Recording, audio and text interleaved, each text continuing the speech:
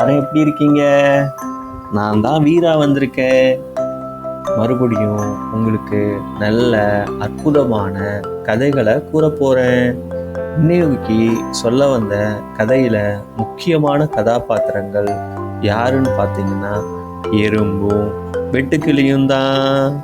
ஆனா இந்த கதை நிறைய பேருக்கு தெரிஞ்சிருக்க வாய்ப்பு இல்லை. ஏன்னா இது ஒரு புதிய விதமான கதை. இந்த கதையை எல்லாரும் கேட்க தயாரா இருக்கீங்களா? நன்றி. இப்ப கதைக்குள்ள போலாமா? இப்ப ஒரு நல்ல அழகான வயல்வெளி. அந்த வயல்வெளியில நல்ல பக்கத்துல ஒரு அழகான தென்னந்தோப்பு. அந்த தென்னந்தோப்புல எறும்பு புத்து இருந்தது. அந்த எறும்பு புத்துல நிறைய எறும்புகள் வீடுகளை கட்டி வாழ்ந்து வந்தது. அந்த எறும்புகள் எப்பொழுதும் தனக்கு தேவையான உணவை சேமிச்சு வச்சுக்கிறது தான் அதுங்களுடைய வேலை. அன்னைக்குன்னு பார்த்து நார்மலாகவே சாதாரணமாகவே சேர்க்கக்கூடிய உணவு தானியங்களை விட அதிகமாகவே உணவு தானியங்களை அலைஞ்சி திரிஞ்சு ஒன்று ஒன்றா தன்னுடைய முதுகுல எடுத்துட்டு வந்து தன்னுடைய புத்துக்குள்ள வச்சு பாதுகாத்துச்சு. இத தூரத்திலிருந்து பார்த்த ஒரு வெட்டுக்கிளி எறும்பு கூட்டத்திட்ட போய், இங்க பாரு வெட்டுக்கிளி, இங்க பாரு எறும்புகளே, நான் எப்போதும் சந்தோஷமா இருக்கேன். நீங்க எப்ப பார்த்தாலும் வேலை செஞ்சுக்கிட்டு உணவை தேடிக்கிட்டே இருக்கீங்களே, ஏன் இப்படிலாம் இருக்கீங்க? நீங்களும் சந்தோஷமா இருந்து வாழ்நாளை கழிக்கலாமே அப்படின்னு சொன்னிச்சு.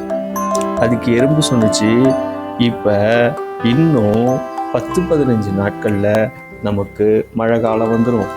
மழை காலம் வந்த பிறகு நமக்கு உணவு கிடைக்காது. அதனால மழை காலத்துக்கு தேவையான உணவை நாங்கள் இப்பயே அலைஞ்சி திரிஞ்சு ஒவ்வொன்றையும் முதுகுல சுமந்து வந்து நாங்கள் சேமித்து வச்சுக்கிறோம்.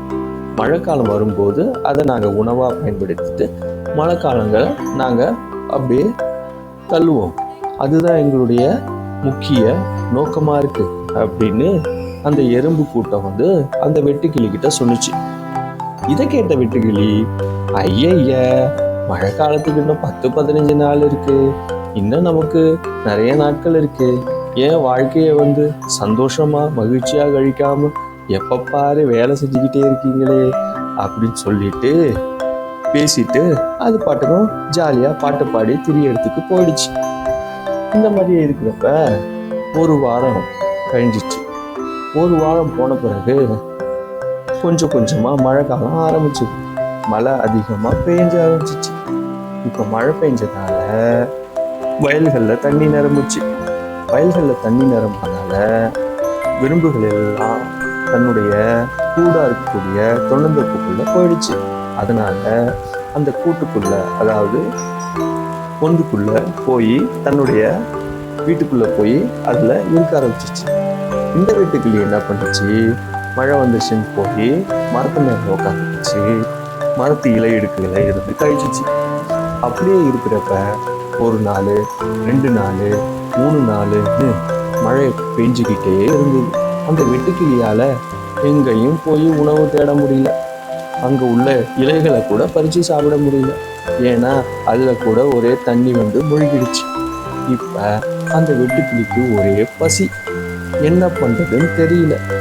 அதுக்கு உடனே என்ன பண்ணுச்சு, ஒரு வாரம் ஆயிடுச்சேடா, இன்னும் நம்ம சாப்பிடாம இருக்கோமே, நமக்கு தேவையான உணவு கிடைக்கலன்னு நினைச்சு ரொம்ப ஏங்கிச்சு.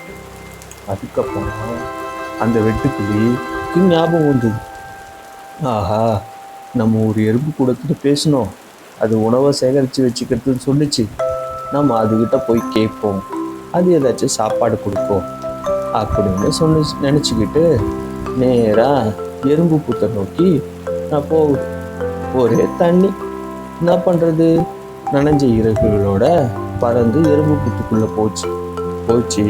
அங்கே போய் பார்த்தா எறும்புகள் எல்லாம் தன்னுடைய வீடுகளில் நல்லா சமைச்சு சாப்பிட்டுக்கிட்டு சந்தோஷமாக நாட்களை கழிச்சுது. அதுங்களுக்கு தேவையான உணவை சேமித்து வச்சதால அந்த உணவுலேருந்து சாப்பிட்டு தன்னுடைய நேரங்களையும் நாட்களையும் கழிச்சுது. இதை பார்த்து வெட்டுக்கிளி அங்கே போயிட்டு எறும்புகள்கிட்ட எனக்கு ரொம்ப பசிக்குது, எனக்கு சாப்பாடு கொடு அப்படின்னு எறும்புகிட்ட கேட்கும்போது எறும்பு உடனே பார்த்து சிரிச்சுது.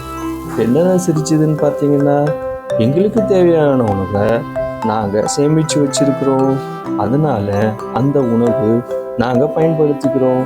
நாங்கள் சொன்னப்ப நீ எங்களுடைய பேச்சு கேட்காம சந்தோஷமாகவும் ஆடியும் பாடியும் நாட்களை கழிச்ச, அதனால இப்போ உனக்கு உணவு இல்லை, அதனால எங்களை தயவு செஞ்சு மன்னிச்சுது, நாங்கள் உனக்கு உணவு தர முடியாது அப்படின்னு எறும்புகள் எல்லாம் சொல்லிடுச்சு. ஐயோ வெட்டுக்குள்ளி உடனே, ஐயோ என்னங்க இப்படி சொன்னால் எப்படிங்க, எனக்கு வயிறெல்லாம் பசிக்குதுங்க, ஏதாச்சும் சாப்பிட கொடுங்க அப்படின்னு சொல்லி எறும்புகள்கிட்ட கேட்குது. உடனே எறும்புகளும் யோசனை பண்ணி முடியாதுன்னு சொன்னோன்னே, நான் வேணா ஏதாச்சும் வேலை கொடுங்க, நான் செய்கிறேன், அதுக்கு உணவு கொடுங்க அப்படின்னு சொல்லி சரின்னு சொல்லி பார்த்துட்டு, சரி நீ எதோ எங்களுக்கு தெரிஞ்ச விதைகளை செஞ்சுக்கிட்டு அதுக்கு கொஞ்சம் உணவு தரோம், நீ அதை சாப்பிட்டுக்க அப்படின்னு சொன்னோன்னே அதுவும் அந்த வெட்டுக்குழியும் எறும்புகள்கிட்ட வேலை செஞ்சு தன்னுடைய பசியை போக்கிடுச்சு. இந்த கதையிலேருந்து நீங்கள் என்ன கற்றுக்கிறீங்கன்னு உங்களுக்கு தெரியுதா?